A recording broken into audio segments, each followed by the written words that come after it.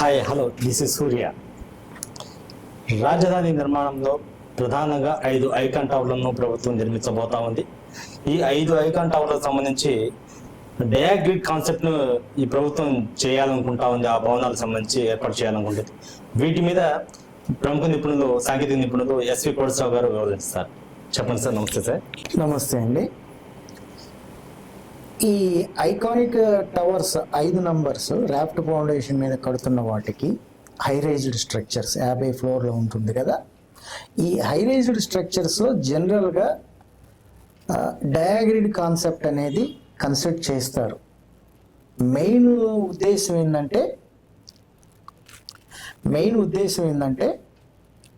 ఈ diagrid concept వల్ల కాలం free space అంటే నంబర్ ఆఫ్ కాలమ్స్ తక్కువ వాడేసి కార్పెట్ ఏరియాలో కాలమ్స్ తక్కువ కనిపించేటట్టు చేయొచ్చు. అదొక అడ్వాంటేజ్.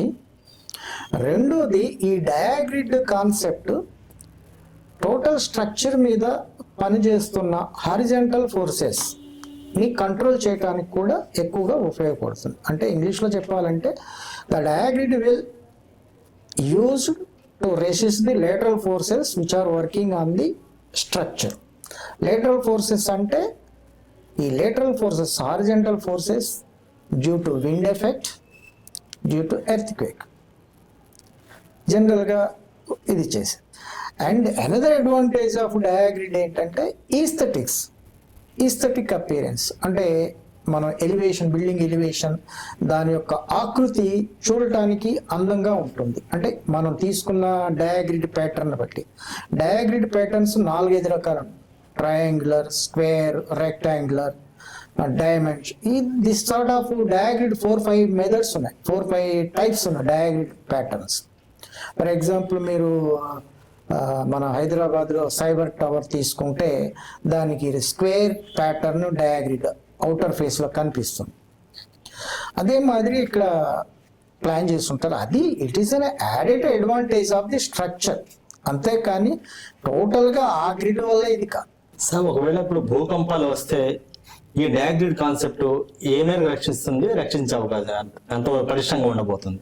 50 ఫ్లోర్ల బిల్డింగ్ డయాగ్రిడ్ కాన్సెప్ట్లో మల్టీ స్టోరీ కన్స్ట్రక్ట్ చేస్తున్నప్పుడే ఈ జియోగ్రఫికల్ కండిషన్స్, ఒకటి విండ్ ఎఫెక్ట్, విండ్ జోన్ ఏ జోన్లో ఉంది స్ట్రక్చర్, అలాగనే ఎర్త్క్వేక్ జోన్లో ఏ జోన్లో ఉంది స్ట్రక్చర్ అనేవి కన్సిడర్ చేసి, ఫర్ ఎగ్జాంపుల్ ఇది Amaravati, Mangalagiri area, Vijayawada area zone 3, earthquake zone 3 కింద వస్తుంది జనరల్.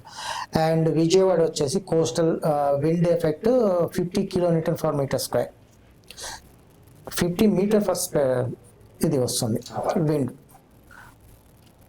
సో ఈ కన్సిడర్ చేస్తారు. హారిజాంటల్ ఫోర్సెస్ ఏ మేరకు పనిచేస్తున్నా to that extent detailing RCC స్ట్రక్చర్లో ఇస్తారు. ఈ డయాగ్రిడ్ అనేది to that extent it will resist the horizontal forces. Total horizontal forces ఇదే రెసిస్ట్ చేస్తాను కాదు, డెఫినెట్గా it will be an added advantage to resist the horizontal forces which are developed due to earthquake. అంటే దీనికి తెలుగులో చెప్పాలంటే భూకంపాల వల్ల ఒక స్ట్రక్చర్ మీద హారిజాంటల్ ఫోర్సెస్ ఏవైతే పనిచేస్తాయో ఆ ఫోర్స్ని తట్టుకోవడానికి కొంతమేరకు ఉపయోగపడతాయి. అంతేగాని టోటల్గా ఈ డయాగ్రిడే భూకంపాలు తట్టుకుంటుందని కాదు. It is a part of structure, అంతేగాని టోటల్గా డయాగ్రిడ్ ఒక్కటే చేస్తుందని కాదు. సార్, అంతేకాకుండా మన ఆంధ్రప్రదేశ్ అనేది కోస్టల్ కారిడార్, సముద్రపు కారిడార్ కింద ఉంది ఎక్కువ మొత్తంలో. అటువంటి తుఫాన్లు కూడా ఎక్కువ వచ్చే అవకాశం ఉంటుంది, మనకి ఎక్కువ వస్తున్నాయి కూడా అనేక తుఫాన్లు. వాటిని కూడా ఇవి తట్టుకుని నిలబడగలుగుతారా? కొంత ఎఫెక్ట్ చూపించగలుగుతారా? ఓకే, నేను చెప్తున్నది ఏంటంటే ఎనీ స్ట్రక్చర్, ఏదైనా ఒక బిల్డింగ్ని, మల్టీ స్టోరీడ్ హై రైజ్డ్ బిల్డింగ్ని డిజైన్ చేస్తున్నప్పుడు అది ఏ లొకేషన్లో ఉంది, ఏ విండ్ జోన్లో ఉన్నది, ఏ ఎర్త్క్వేక్ జోన్లో ఉన్నది, ఈ పాయింట్ని కన్సిడర్ చేసి ఆ జోన్లో పనిచేస్తున్న లోడ్స్ని, విండ్ లోడ్ అంటే తుఫాను వల్ల ఇది అక్కడ క్లియర్గా మెన్షన్ చేస్తారు. ఈ మంగళగిరి ఏరియా కోసం 50 metre per second basic wind speed 50 metre per second తీసుకుంటాం జనరల్గా. అదే ఎర్త్క్వేక్ జోన్ 3 ఈ ఫ్యాక్టర్స్ కన్సిడర్ చేసి డిజైన్ చేస్తారు. ఒకవేళ base area of the structure అంటే బిల్డింగ్ యొక్క బేస్ వెడల్పు లెంగ్త్ వెడల్పు పొడవు వెడల్పు, ఈ పొడవు వెడల్పులో పొడవు ఒక 100 మీటర్స్ ఉంది, వెడల్పు ఒక 50 ఫీట్లు ఉంది. పొడవు 100 ఫీట్లు, వెడల్పు 50 ఫీట్లు. స్ట్రక్చర్ యొక్క హైట్ 150 ఫీట్లు అనుకున్నాం. Height by minimum width of the minimum width 50 ఫీట్లు. ఆ ఫ్యాక్టర్ మోర్ దెన్ 5 ఉంటే ఈ టోటల్ స్ట్రక్చర్ స్లెండర్ స్ట్రక్చర్ అవుతుంది. విండ్ డైనమిక్ ఎఫెక్ట్కి లోన్ అవుతుంది. విండ్ డైనమిక్ ఎఫెక్ట్ లోడ్స్ కూడా కన్సిడర్ చేసి డిజైన్ చేయాలి. అంటే సింపుల్గా చెప్పాలి అంటే ఈ విండ్ డైనమిక్ ఎఫెక్ట్ లేకపోతే 5 టన్నుల లోడ్ వస్తుంది. విండ్ డైనమిక్ ఎఫెక్ట్ కన్సిడర్ చేస్తే ఇంకొక 50% ఎక్స్ట్రా వస్తుంది. ఎగ్జాంపుల్ పాయింట్ ఆఫ్ వ్యూ చెప్తాను.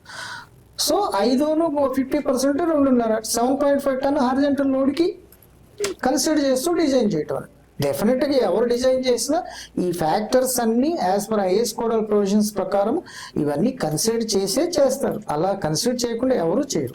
రాజధాని నిర్మాణానికి సంబంధించి సెక్రటరీ భవనాల నిర్మాణాల కోసం ఆర్సీసీ పునాదులకు సంబంధించిన డౌట్లను చాలా వివరంగా క్లారిఫై చేశారు. ఆర్సీసీ పునాదులకు సంబంధించి రిపేర్ చేసి మళ్ళీ వాటి మీదనే కొత్త భవనాలు నిర్మించవచ్చని, అలాగే డయాగ్రిడ్ కాన్సెప్ట్ కూడా చాలా మేరకు ఉపయోగపడుతుందని, అవి ఒకవేళ తుఫాన్లు వచ్చినా భూకంపాలు వచ్చినా కొంతమేర తట్టుకుని నిలబడేటువంటి సాంకేతిక పరిజ్ఞానాన్ని ఈ భవన నిర్మాణ విషయంలో వినియోగించాలని చెప్పేసి మన సీనియర్ సాంకేతిక నిపుణులు, కన్స్ట్రక్షన్ సంబంధించిన సాంకేతిక నిపుణులు ఎస్వి కోడసాగర్ గారు చెప్తా ఉన్నారు. వారి విలువైన సలహాలను సూచనలతో పాటు మా ఆంధ్రప్రదేశ్ ప్రజలకు వాళ్ళకి ఎదురైన సందేహాలను నివృత్తి చేసినందుకు ప్రత్యేకంగా ధన్యవాదాలు తెలియజేస్తా ఉన్నాం. Thank you sir. నమస్తే. థ్యాంక్ యూ అండి.